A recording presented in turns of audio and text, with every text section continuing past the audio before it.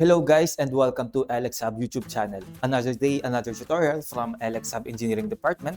Ang tatalakayin natin ngayon ay kung ano ang 12-volt brushless DC submersible pump at kung paano ito gamitin gamit ang Arduino Uno RT. Ang 12-volt brushless DC submersible pump ay isang motorized device na ginagamit to pump liquids habang nakalubog ito sa tubig. Compared to brushed motors which are mechanically driven, brushless motors are electronically driven and offer greater efficiency, durability, and have a longer lifespan. Karaniwan itong ginagamit sa aquarium water filtration system, water cooling system, at irrigation.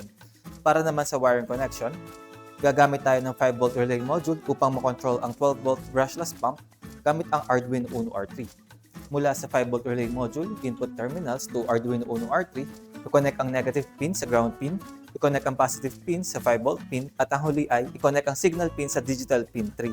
Para naman sa 5-volt relay module output terminals, 12-volt brushless pump at power supply, i-connect ang negative wire ng 12-volt brushless pump sa ground ng power supply, i-connect ang positive wire ng 12-volt brushless pump sa normally open terminal ng 5-volt relay module, at ang huli ay i-connect ang positive wire mula sa power supply to common terminal ng 5-volt relay module.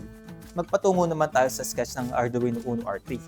Define the connected digital pin of relay module, proceeding to set up function, set the pin mode of relay as output, initialize the relay state as off, proceeding to loop function. These lines of codes are to turn on or off the 12-volt brushless pump. Alternatively, kapag kailangan ninyo ng mas maliit na brushless pump for smaller water system, we recommend using the 2.5 to 6-volt micro brushless DC submersible pump. When contamination is a big issue and precise control of flow rate is needed, we recommend using the peristaltic pump. Dito na nagtatapos ang ating project. Sana marami kayong natutunan sa tutorial na ito. To learn more, subscribe to Elexhub YouTube channel.